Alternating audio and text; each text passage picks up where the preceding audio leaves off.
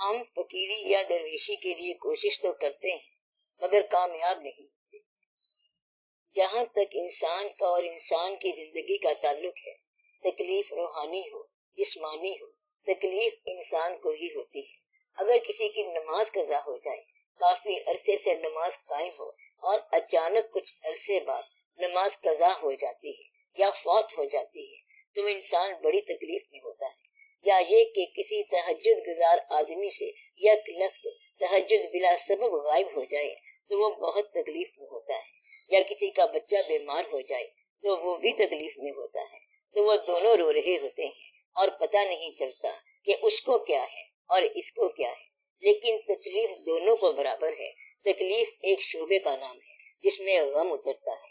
غم چاہے احساس ہو، ماضی ہو، مستقبل ہو، کسی چیز کے ہونے کا خیال ہو، کسی چیز کے نہ ہو جانے کی خواہش ہو، کچھ بھی ہو، غم نے اگر آنسو بھرنا ہے تو آنسو جو ہے یہ آنکھ سے ٹپکے گا۔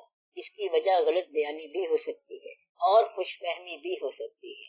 بادشاہ اگر بادشاہت سے معزول ہو جائے تو وہ رونا شروع کر دے گا، بالکل اسی طرح جس طرح فقیر فقیری سے معزول ہو جاتا ہے۔ اب یہ ایک ایسی چیز ہے جو عام طور پر اتنی سمجھ نہیں آتی اور اس سے آگے انسان کو سمجھ آتی ہی نہیں۔ آپ کہتے ہیں کہ اس سے اگلی بات کیا ہے تو آپ کو اگلی بات سمجھ نہیں آئے گی، اس لیے کہ اگر بندے کا امپیسس، زور، اصرار اور ترجیح دنیا پر ہے تو اس کو سوائے دنیا کے غم کی اور کوئی چیز آنسو نہیں دے سکتی، اور اگر وہ دین کا بندہ ہے تو سوائے دین کے غم کی اسے اور کوئی چیز تکلیف نہیں دے سکتی۔ یہ بتائی ہوئی بات 1400 سال سے چلتی آ رہی ہے اور اب آپ کو سمجھ آنا بند ہو گئی ہے۔ ایک مقام تھا کہ جب یہ بتایا گیا کہ دیکھو اپنی اولاد، اپنی جان، اپنا قبیلہ، چھوٹے بڑے سب بچا لو، عارضی طور پر یزید کی بیعت کر لو، عقل کہتی ہے کہ بیعت کر جاؤ اور زندگی گزار لو، مگر بات یہ ہے کہ یہی تو کرنا نہیں ہے۔ اب یہ فرق ثابت کر کے انہوں نے بتا دیا، کیا بتا دیا؟ کہ یہ ایک ایسی چیز ہے جو ہم نے نہیں کرنی۔ کیوں نہیں کرنی؟ کیونکہ ہم دین والے لوگ ہیں اور دنیاوی حاصل کے لیے دین کو ترک کرنا ہمارے مقصد میں نہیں ہے۔ لوگوں نے کہا کہ بچے چھینے جائیں گے تو انہوں نے فرمایا بچوں کا غم اور چیز ہے اور دین کا غم اور چیز ہے۔ کیونکہ ہم دین والے لوگ ہیں لہٰذا ہمیں بچوں کا غم نہیں ہوگا، اس کا افسوس ہوگا اور ہونا بھی چاہیے۔ بچوں کو ہم اتنی زندگی دے سکتے ہیں جتنی اللہ نے دے رکھی ہے اور دین کو ہم اپنی زندگی دے سکتے ہیں۔ مطلب یہ ہے کہ اب ان کا امپیسس، ان کا رخ، ان کا اصرار دنیا کی طرف نہیں ہے۔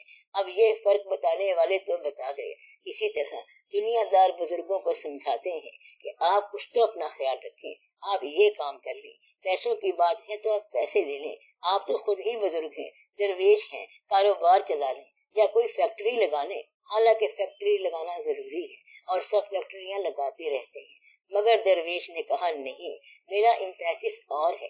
جب تک آپ لوگ اپنا امپیسس دریافت نہ کرو، مقصد دریافت نہ کرو، آپ کو دین کا غم نہیں ہوگا۔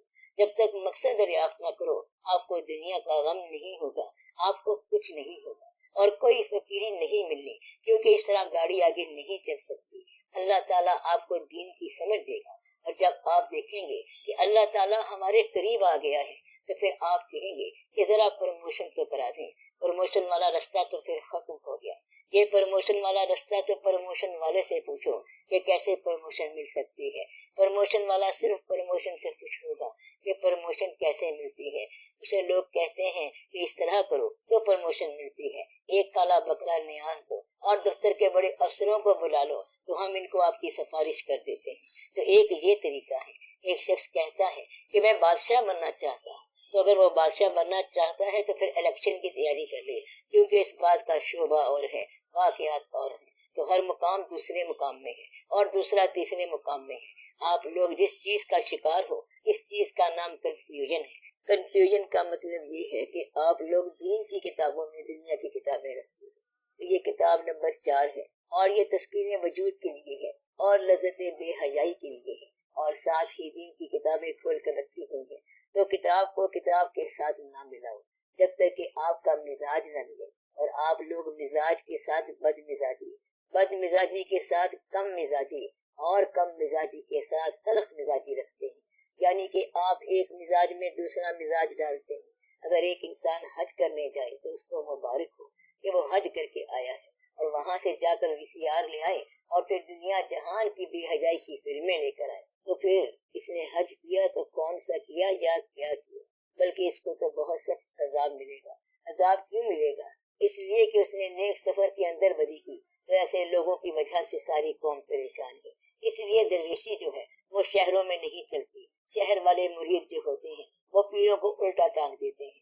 مثلا پیر صاحب کو کوئی چیز پیش کر دی، کیا پیش کر دی؟ کوئی ایسی چیز جس کا مدعا صرف دنیا ہو، اور کیا چیز مانگتے ہیں؟ یعنی کوئی ایسی چیز مانگتے ہیں جس کا مدعا صرف دنیا ہو۔ وہ پیر صاحب کو بڑے ٹی وی پیش کرتے ہیں، VCR پیش کرتے ہیں، تو VCR اور ٹی وی کی پیشکش اور چیز ہے اور مسلح پیش کرنا اور ہے، دونوں میں فرق ہے، اور یہاں آ کر کمپلیکیشنز پیدا ہوتی ہیں۔ تو آج کا انسان جو ہے اور مسلمان خاص طور پر جو پیر آشنا بھی ہو اور چاہتا ہو کہ وہ فقر آشنا بھی بنے، تو فقر آشنا وہ اس لیے نہیں بنتا کہ اس کے مزاج میں رجوع قلت دنیا موجود ہوتا ہے، اور اس کو اگر وہ بیلنس کر جائے تو پھر یہ بڑی بات ہے۔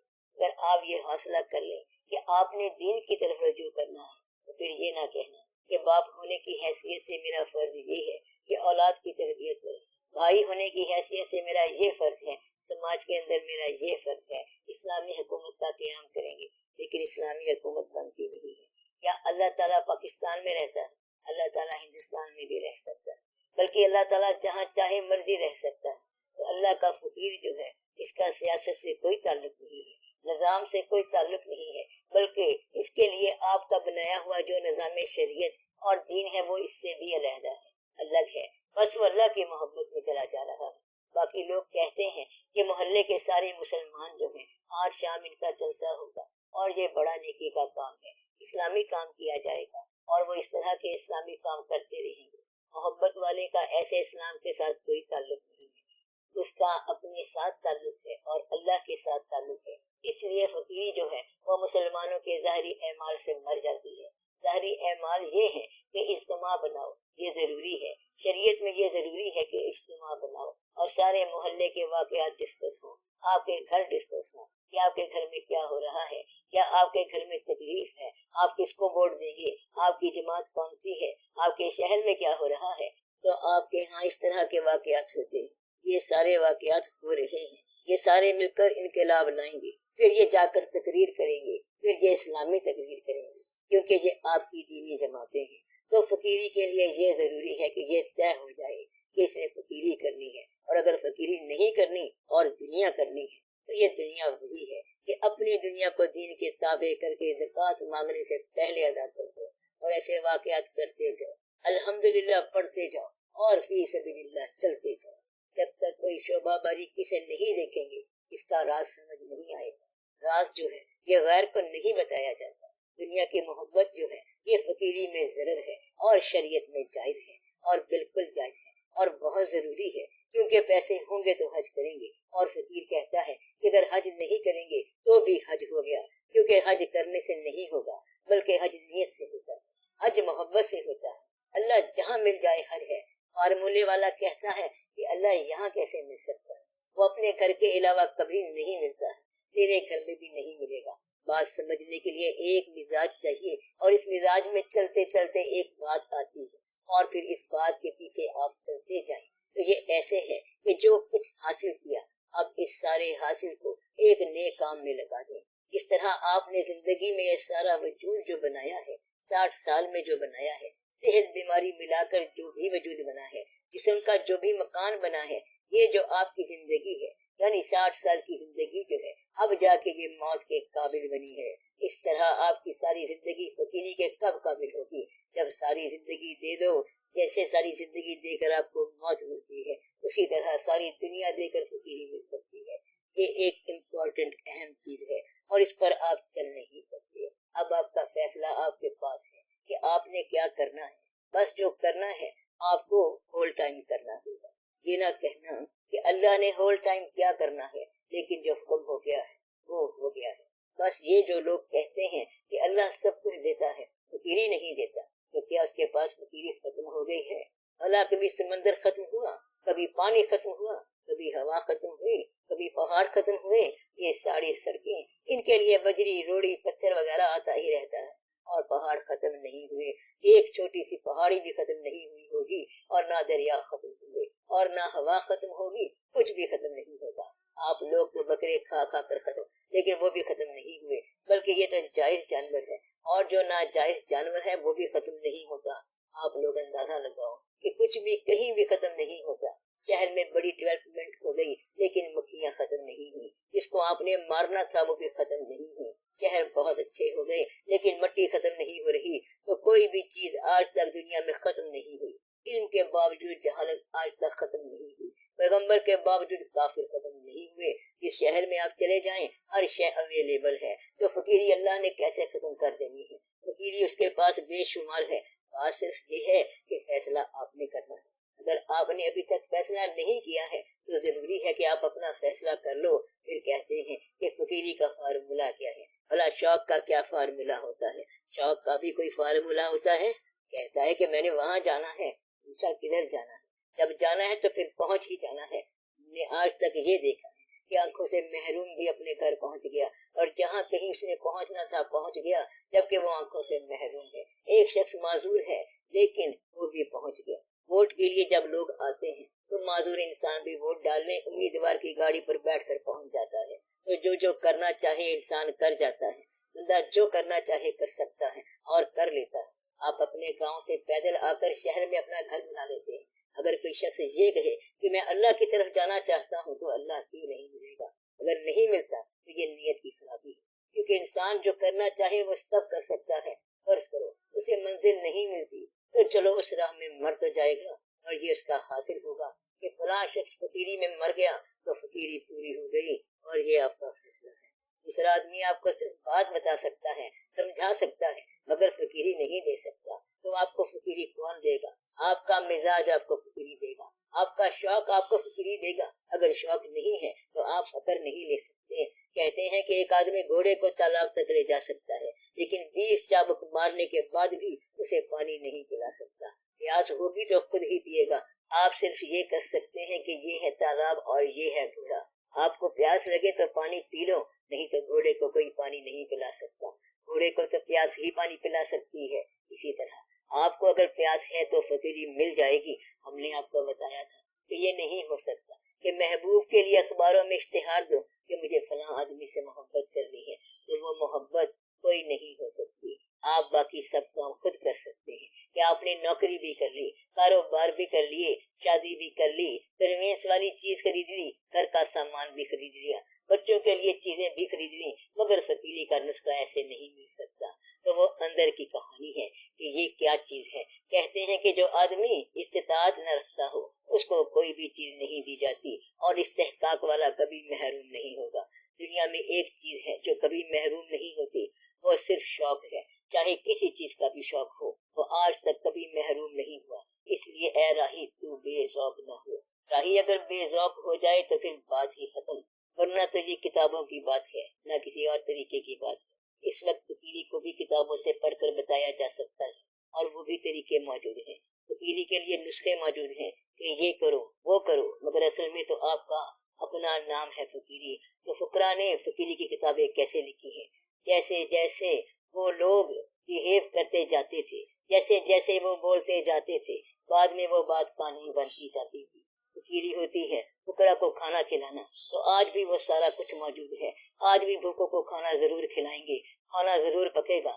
دیگچی میں یا دیگ میں کچھ پکا لو، کیونکہ یہ 2-4 بندے بیٹھے ہیں، یہ کھانا کھائیں گے۔ تو فقیری میں لنگر خانے ہوتے ہیں، ضرور ہوتے ہیں، اور باہر سے جو بندے آئیں گے ان کے لیے ٹہلنے کی جگہ بھی ہوگی، اور ان کو بتانے والی بات بھی ہوگی۔ شب بیداری کا سما بھی ہوگا۔ اس لیے آپ لوگ دعا کریں کہ آپ کو شوق پیدا ہو جائے۔ کچھ لوگوں کو تو فقیری ہرگز نہیں ملتی، اور کچھ کو بڑی آسانی سے مل جاتی۔ یہ نصیب کی بات ہے، شوق کی بات ہے، کرم کی بات ہے، اور فضل کی بات ہے۔ علم تلاش سے مل سکتا ہے، مگر شوق تلاش سے نہیں ملتا۔